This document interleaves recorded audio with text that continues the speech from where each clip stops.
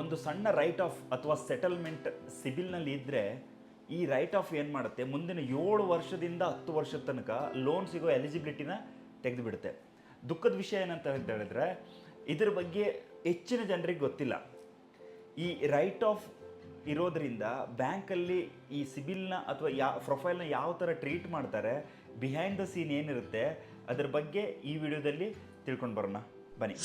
ನಮಸ್ಕಾರ, ನಾನು Vinod Kharvi, financial consultant. Last 2 ದಿನದಿಂದ ನಾನು ಬಾರ್ಬರ್ ಶಾಪಿಗೆ ಹೋಗಿದ್ದೆ. ಆ್ಯಂಡ್ ಬಾರ್ಬರ್ ಮಾತಾಡ್ತಾ ಒಂದು ವಿಷಯ ಹೇಳಿದರು. ಸರ್, ನನ್ನದೊಂದು ಲೋನ್ ಇದೆ, ನಾನು 2023ರಲ್ಲಿ 3.5 ಲಕ್ಷ ಲೋನ್ ತಗೊಂಡಿದ್ದೆ. ಇವಾಗ ಏನಾಗಿದೆ, ನನಗೆ ಪರ್ಸ್ನಲ್ ಪ್ರಾಬ್ಲಮಿಂದ ಕಟ್ಕೊಳ್ಳಿಕ್ಕೆ ಆಗ್ತಾ ಇಲ್ಲ. ಲಾಸ್ಟ್ 7-8 ತಿಂಗಳಿಂದ ನಾನು EMI ಕಟ್ತಾ ಇಲ್ಲ, NP ಆಗಿದೆ. ಇವತ್ತಿಗೆ ನಾನು 60,000 ಕಟ್ಟಬೇಕು ಸರ್ ಅಂತೇಳಿ ಹೇಳಿದರು. ಓಕೆ, ಬ್ಯಾಂಕ್ನವ್ರು ತುಂಬ ಟಾರ್ಚರ್ ಕೊಡ್ತಾ ಇದ್ದಾರೆ ಅಂತ ಎಲ್ಲ ಹೇಳಿದರು. ಅದ್ರ ಜೊತೆಗೆ ಅವರ ಫ್ರೆಂಡ್ ಏನಿದ್ದಾರೆ ಅವರು ಇವರಿಗೊಂದು ಸಜೆಷನ್ ಕೊಟ್ಟಿದ್ದಾರೆ. ಏನಂತ ಹೇಳಿದ್ದಾರೆ, ಈ ಬ್ಯಾಂಕ್ನವ್ರದ್ದೆಲ್ಲ ಕಿರಿಕಿರಿ ಮಾಡ್ಕೊಳ್ಬೇಡ, ನೀನು ಹೋಗಿ ಬ್ಯಾಂಕಲ್ಲಿ ಮಾತಾಡಿ ರೈಟ್ ಆಫ್ ಅಥವಾ ಸೆಟ್ಲ್ಮೆಂಟ್ ಮಾಡ್ಕೊಳ್ಳೋ ಅಂತ ಹೇಳಿದ್ದಾರೆ. ಓಕೆ, ಸೊ ನಮ್ಮ ಬಾರ್ಬರ್ ಏನು ಮಾಡಿದರು, ಅದನ್ನು ತುಂಬ ಸೀರಿಯಸ್ ಆಗಿ ತಗೊಂಡು ನನ್ನ ಹತ್ರ ಕೇಳಿದರು, ಸರ್ ನಾನು ಸೆಟ್ಲ್ಮೆಂಟ್ ಮಾಡ್ಕೊಳ್ಳಿಕ್ಕಿದೆ, ಸೆಟ್ಲ್ಮೆಂಟ್ ಮಾಡ್ಕೊಳ್ಳಕ್ಕೆ ಹೇಳಿದರು. ನೆಕ್ಸ್ಟ್ ನಾನು ಏನು ಹೇಳಿದೆ, ಏನು ಸಜೆಷನ್ ಕೊಟ್ಟೆ ಅದನ್ನು ಕೇಳಿ ನಮ್ಮ ಬಾರ್ಬರ್ ಸ್ವಲ್ಪ ಶಾಕ್ ಆದರು, ಮತ್ತೆ ಕೇಳ್ತಾ ಇದ್ದರು. ಈ ಲೋನ್ ರೈಟ್ ಆಫ್ ಏನಿದೆ ಇದು ಶಾರ್ಟ್ ಟರ್ಮ್ ಎಸ್ಕೇಪ್ ಆಗಿರ್ಬೋದು. ಓಕೆ, ಈಗ ಲೋನ್ ಕ್ಲೋಸ್ ಮಾಡ್ತಾರೆ, ಕ್ಲೋಸ್ ಆಯಿತು. ಆದರೆ ಇದು ಲಾಂಗ್ ಟರ್ಮಲ್ಲಿ ದೊಡ್ಡ ಟ್ರ್ಯಾಪ್ ಇದು. ಓಕೆ, ಫಸ್ಟ್ ನಾವು ರೈಟ್ ಆಫ್ ಅಂದರೆ ಏನಂತ ತಿಳ್ಕೊಳ್ಳೋಣ. ನಮ್ಮ ಬಾರ್ಬರ್ ಕೇಸಲ್ಲೇ ತಿಳ್ಕೊಳ್ಳೋಣ. ಬಾರ್ಬರ್ ಏನು ಮಾಡಿದರು, ಇವತ್ತಿಗೆ ಅವರಿಗೆ 2,70,000 ಕಟ್ಟಲಿಕ್ಕಿದೆ. ಟೋಟಲ್ 60,000 ಓವರ್ ಡ್ಯೂ ಪ್ಲಸ್ 2,00,000 ಕಟ್ಟಲಿದೆ, 2,70,000 ಕಟ್ಟಲಿಕ್ಕಿದೆ. ಅವರು ಬ್ಯಾಂಕಲ್ಲಿ ಹೋಗಿ ವಿಚಾರಿಸಿದಾಗ ಬ್ಯಾಂಕಲ್ಲಿ ಏನು ಹೇಳಿದ್ದಾರೆ ಅಂತ ಹೇಳಿದರೆ, ನೀವು 80,000 ಕಟ್ಟಿ ನಿಮ್ಮ ಲೋನ್ ಕ್ಲೋಸ್ ಆಗುತ್ತೆ ಅಂತೇಳಿ ಹೇಳಿದ್ದಾರೆ, ರೈಟ್ ಆಫ್ ಮಾಡಿಕೊಂಡು. ಓಕೆ, ಇವಾಗ ನಮ್ಮ ಬಾರ್ಬರ್ ಆ 80,000 ಕಟ್ಟಿ ಆ ಅಕೌಂಟನ್ನು ಕ್ಲೋಸ್ ಮಾಡ್ಬೋದು. ಆದರೆ ಇದನ್ನು ಅಕೌಂಟ್ ಕ್ಲೋಸರ್ ಅಂತ ತಿಳ್ಕೊಳ್ಳೋ ಹಾಗಿಲ್ಲ. ಯಾಕಂತ ಹೇಳಿದರೆ ಬ್ಯಾಂಕಿಂಗಲ್ಲಿ ಮುಂದೆ ಫ್ಯೂಚರಲ್ಲಿ ಇದನ್ನು ಯಾವ ಥರ ರೀಡ್ ಮಾಡ್ತಾರಂತ ಹೇಳಿದರೆ, 2,70,000 ಕಟ್ಟಲಿಕ್ಕಿತ್ತು, ಕಟ್ಟಿದ್ದು 80,000 ರೂಪಾಯಿ, ಅಕೌಂಟ್ ಕ್ಲೋಸ್ ಆಗಿರ್ಬೋದು. ಆದರೆ 1,90,000 ಕಟ್ಟಿಲ್ಲ ಅಂತಲೇ ರೆಕಾರ್ಡ್ ಆಗುತ್ತೆ ಎಲ್ಲ ಕಡೆ. ಈವನ್ ಬ್ಯಾಂಕಲ್ಲಿರುತ್ತೆ, ಸಿಬಿಲಲ್ಲಿ ಮೊದಲನೇದಾಗಿ ಸಿಬಿಲಲ್ಲಿ ಅಪ್ಡೇಟ್ ಆಗುತ್ತೆ. ಓಕೆ, ನೀವು ಈಗ ಈ ಬ್ಯಾಂಕಲ್ಲಿ ಲೋನ್ ಕೇಳದೆ ಮತ್ತು ಬೇರೆ ಬ್ಯಾಂಕಲ್ಲೂ ಕೇಳ್ಬೋದು. ಬಟ್ ಸಿಬಿಲ್ ಅನ್ನೋದೇನಿದೆ ಅದು ಸೆಂಟ್ರಲೈಸ್ಡ್, ಎಲ್ಲ ಬ್ಯಾಂಕಲ್ಲಿ ಸಿಬಿಲ್ ತೆಗಿದ್ದಾರೆ. ಅದರಲ್ಲಿ ಇರುತ್ತೆ ಇವರು ರೈಟ್ ಆಫ್ ಮಾಡ್ಕೊಂಡಿರೋದು 1,90,000 ಓಕೆ, ಇಷ್ಟಾದ ಮೇಲೆ ನಾನು ಮಾತಾಡ್ತಾ ಒಂದೇ ಒಂದು ಕ್ವಶನ್ ಕೇಳಿದೆ ನಮ್ಮ ಬಾರ್ಬರ್ ಹತ್ರ. ಏನಂತ ಹೇಳಿದರೆ, ಸರ್ ಈಗ ನಿಮಗೆ ಫ್ಯೂಚರಲ್ಲಿ ಏನು ಮಾಡಲಿಕ್ಕಿದೆ? ಓಕೆ, ಮನೆ ಮಾಡಲಿಕ್ಕಿದೆಯಾ, ಮನೆ ತಗೊಳ್ಲಿಕ್ಕಿದೆಯಾ, ಕಾರ್ ತಗೊಳ್ಲಿಕ್ಕಿದೆಯಾ, ಏನಾದರೂ ಬೈಕ್ ತಗೊಳ್ಲಿಕ್ಕಿದೆಯಾ, ಮೋಸ್ಟ್ ಇಂಪಾರ್ಟೆಂಟ್ಲಿ ಮಕ್ಕಳಿಗೆ ಏನಾದರೂ ಎಜುಕೇಷನ್ ಲೋನ್ ತಗೊಳ್ಲಿಕ್ಕಿದೆಯಾ ಕೇಳಿದೆ. ಸಡನ್ಲಿ ರಿಪ್ಲೈಡ್, ಹೌದು ಸರ್, ನನಗೆ ಮನೆ ಒಂದು ಮಾಡಲಿಕ್ಕಿದೆ, ಮತ್ತು ಮಕ್ಕಳು ದೊಡ್ಡವರಾಗ್ತಾ ಇದ್ದಾರೆ, ಇನ್ನೊಂದು 2-3 ವರ್ಷದಲ್ಲಿ ಎಜುಕೇಷನ್ ಲೋನ್ ಕೂಡ ಬೇಕಾಗ್ಬೋದು ಅಂತೇಳಿ ಹೇಳಿದರು.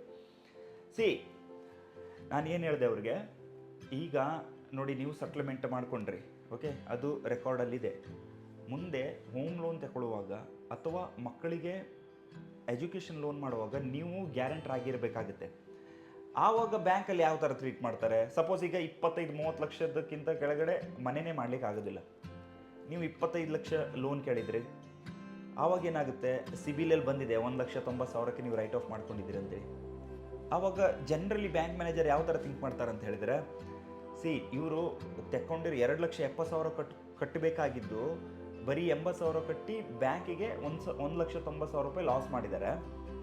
ನಾವಿನ್ನು ಫ್ಯೂಚರಲ್ಲಿ ಏನಾದರೂ ನಮ್ಮ ಲೋನ್ ಅಂದರೆ, ಈಗ ಲೋನ್ ಏನಾದರೂ 25 ಲಕ್ಷ ಕೊಟ್ಟರೆ ಈ ಲೋನ್ ಇಲ್ಲಾದರೂ ಇವರು ಈ ಥರ ಮಾಡಿದರೆ ಅನ್ನೋ ಒಂದು common doubt, fear, risk factor ಅವ್ರ ತಲೆಯಲ್ಲಿ ಬಂದೇ ಬರುತ್ತೆ.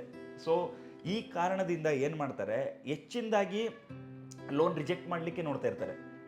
ಇವೊಂದು ನಿಮ್ಗೆ 5 ವರ್ಷದಿಂದ 7 ವರ್ಷ 10 ವರ್ಷದ ನಂತರ ಬ್ಯಾಂಕ್ ಪಾಲಿಸಿ ಕೊಡ್ಬೋದು. ಅಂದರೆ 10 ವರ್ಷದ ನಂತರ ಅಥವಾ 5 ವರ್ಷದ ನಂತರ whatever, bank to bank difference ಇರುತ್ತೆ, ಅಲೌ ಮಾಡ್ಬೋದು ಅಂತ ಬಂದರೂ ಏನು ರೆಕಮೆಂಡ್ ಯಾರು ಮಾಡ್ತಾರೆ ನೋಡಿ, ಬ್ಯಾಂಕ್ ಮ್ಯಾನೇಜರ್, ಅವರಲ್ಲಿ ರಿಸ್ಕ್ ಫ್ಯಾಕ್ಟರ್ ಇದ್ದೇ ಇರುತ್ತೆ. ಯಾಕಂತ ಹೇಳಿದ್ರೆ ಒಂದ್ಸಲ it's like a case. Okay, ಒಂದು ಕೇಸ್ ಇದ್ದಾಗೆ ಇದು.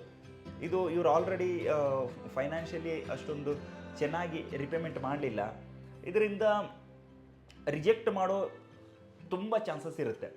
ಸೊ ನಾನೇನು ಸಜೆಸ್ಟ್ ಮಾಡಿದೆ ಅಂತ ಹೇಳಿದರೆ, ನೀವು ಈ 60,000ನ ಕಟ್ಟಿ ಅಕೌಂಟ್ ರೆಗ್ಯುಲರ್ ಮಾಡಿ, ಮತ್ತು ಪ್ರತಿ ಮಂತ್ ಏನು EMI ಬರುತ್ತೆ ಅದನ್ನು ಕಟ್ತಾ ಹೋಗಿ ಅಕೌಂಟ್ ರೆಗ್ಯುಲರ್ ಇಟ್ಕೊಂಡಿರಿ. ಆವಾಗ ಏನಾಗುತ್ತೆ, ಆಟೋಮೆಟಿಕ್ಲಿ ಸಿಬಿಲಲ್ಲಿ ಕೂಡ ಬಂದಿರುತ್ತೆ. ಆವಾಗಲೂ ಕೂಡ ಈ ರೆಕಾರ್ಡ್ ಇರುತ್ತೆ, ನೀವು 6-7 ತಿಂಗಳು ಕಟ್ಟದೇ ಇರೋ ರೆಕಾರ್ಡು ಇದ್ದೇ ಇರುತ್ತೆ, ಕ್ರೆಡಿಟ್ ಹಿಸ್ಟ್ರಿ ಅಂತಾರೆ ಅದಕ್ಕೆ. ಆವಾಗ ನೀವು ಹೇಳ್ಬೋದು, ಇನ್ ಫ್ಯೂಚರಲ್ಲಿ ಯಾರು ಕೇಳ್ತಾರೆ, ಡೆಫಿನೆಟ್ಲಿ ಕೇಳ್ತಾರೆ. ಆವಾಗ ಹೇಳ್ಬೋದು, ಸರ್ ಈಗ ಆ ಟೈಮಲ್ಲಿ ನಮಗೆ ಸ್ವಲ್ಪ ಫೈನಾನ್ಷಿಯಲ್ ಪ್ರಾಬ್ಲಮ್ ಇತ್ತು, ಮಾಡ್ಕೊಳ್ಳಿಕ್ಕಾಗಲಿಲ್ಲ, ಅದಾದ ನಂತರ ನಾನು ಎಲ್ಲ ಸರಿ ಆಯಿತು, ಆಮೇಲೆ ಕಂಟಿನ್ಯೂಸ್ ಪೇಮೆಂಟ್ ಮಾಡಿದೆ ಅಂತ ಹೇಳ್ಬೋದು. ಇದರಿಂದ ಏನಾಗುತ್ತೆ, ಲೋನ್ ರಿಜೆಕ್ಷನ್ ರೇಟ್ ಕಡಿಮೆ ಆಗುತ್ತೆ, ಮೀನ್ಸ್ ಸಕ್ಸಸ್ ರೇಟ್ ಜಾಸ್ತಿ ಇರುತ್ತೆ. ಲೋನ್ ಸಿಂಪ್ಲಿ ಹಾಗೆ ನಿಮಗೆ ವಿದೌಟ್ ರೀಸನ್ ಇಲ್ಲದೆ ಅಥವಾ ಪ್ರಾಪರ್ ರೀಸನ್ ಇಲ್ಲದೆ ನಿಮಗೆ ಲೋನ್ ರಿಜೆಕ್ಷನ್ ಮಾಡಲಿಕ್ಕೆ ಆಗೋದಿಲ್ಲ. ಐ ಡೋಂಟ್ ನೋ ನಮ್ಮ ಬಾರ್ಬರ್ ಈ ಸಜೆಷನನ್ನು ಎಷ್ಟು ಸೀರಿಯಸ್ ಆಗಿ ತಗೊಳ್ತಾರಿಲ್ಲ ಗೊತ್ತಿಲ್ಲ, ಆದರೆ ನೀವು ಈ ಪೊಸಿಷನಲ್ಲಿದ್ದರೆ ಡೆಫಿನೆಟ್ಲಿ ಈ ಸಜೆಷನನ್ನು ತಗೊಳ್ಳಿ. ಇದರಿಂದ ಫ್ಯೂಚರಲ್ಲಿ ಕೂಡ ನಿಮಗೆ ಹೆಲ್ಪ್ ಆಗುತ್ತೆ. ಓಕೆ, ಇವಾಗ ಈ ಲೋನ್ ಬಿಟ್ಟರೆ ಮತ್ತು ಫ್ಯೂಚರಲ್ಲಿ ಲೋನ್ ತಗೊಳ್ಳಿಕ್ಕೆ ಇಲ್ಲ ಅನ್ನೋ ಕೇಸಲ್ಲಿ ನೀವು ರೈಟ್ ಆಫ್ ಮಾಡ್ಕೊಳ್ಬೋದು. ನೀವು ಫ್ಯೂಚರಲ್ಲಿ ಲೋನ್ ಬೇಕಂತ ಹೇಳಿದ್ರೆ ಈ ತಪ್ಪನ್ನೊಂದು ಮಾಡಬೇಡಿ. ಈ ಲೋನ್ ರೈಟ್ ಆಫ್ ಏನು ಮಾಡ್ಕೊಳ್ಳೋದ್ರಿಂದ ಏನೆಲ್ಲ ಫ್ಯೂಚರಲ್ಲಿ ಪ್ರಾಬ್ಲಮ್ ಆಗುತ್ತೆ ಅನ್ನೋದ್ರ ಬಗ್ಗೆ ಎಕ್ಸ್ಪ್ಲೇನ್ ಮಾಡಲಿಕ್ಕೆ ಒಂದು ಸಣ್ಣ ಪ್ರಯತ್ನ ಮಾಡಿದ್ದೀನಿ. ಇದರಿಂದ ಏನಾದರೂ ನಿಮಗೆ ಯೂಸ್ ಆಗಿದ್ದರೆ ಅಥವಾ ಈ ವಿಡಿಯೋ ಹೆಲ್ಪ್ಫುಲ್ ಆಗಿದ್ದರೆ ನೀವು ಏನು ಮಾಡಬೇಕಾಗಿಲ್ಲ, ಸಿಂಪ್ಲಿ ಒಂದು ಲೈಕ್ ಬಟನ್ ಇದೆ, ಅದನ್ನು ಲೈಕ್ ಮಾಡಿ. ಇದು ಮತ್ತೆ ಕೆಲವು ಜನರ ಎದುರಿಗೆ ಹೋಗುತ್ತೆ. So thank you.